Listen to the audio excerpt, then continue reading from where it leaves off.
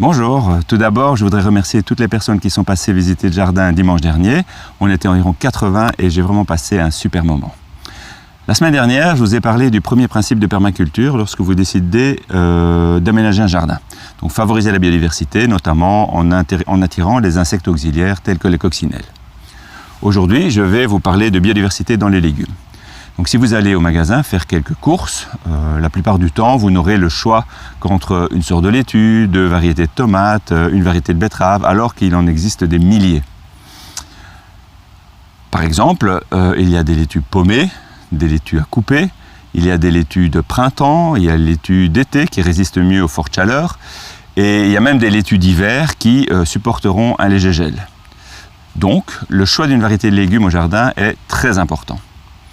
Par exemple, si je sème une variété de printemps en été, elle va très rapidement monter en graines et je n'aurai pas grand-chose en production.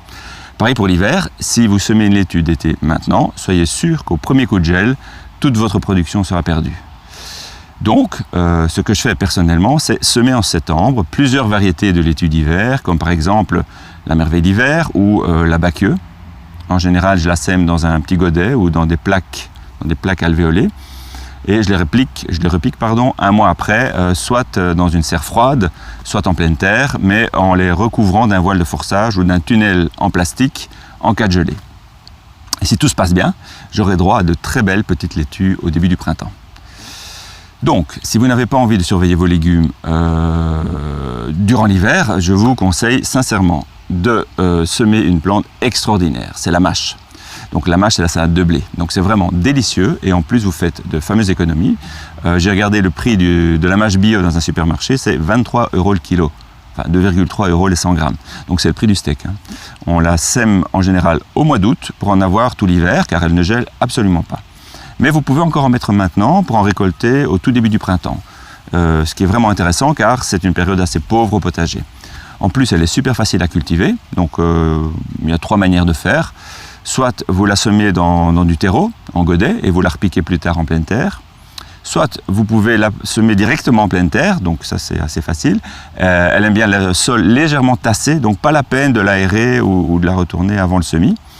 Ensuite, moi je la recouvre d'une très légère couche de paille ou d'un peu d'herbe pour maintenir l'humidité, très légère. Et la troisième manière, c'est la plus facile. Après les récoltes de printemps, je laisse quelques plants monter en graines et la mâche se ressèmera toute seule la saison suivante. Donc aucun travail et 100% de réussite. Donc en permaculture, c'est vraiment ça que je préfère, la générosité de la nature.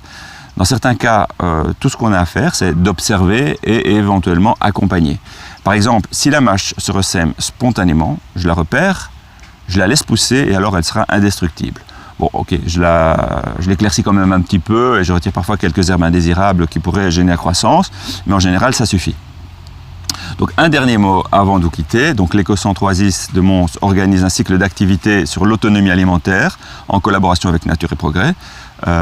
Donc si vous avez envie d'y participer, n'hésitez pas à aller voir notre page Facebook ou notre site internet. Donc très bonne semaine au jardin et à très bientôt.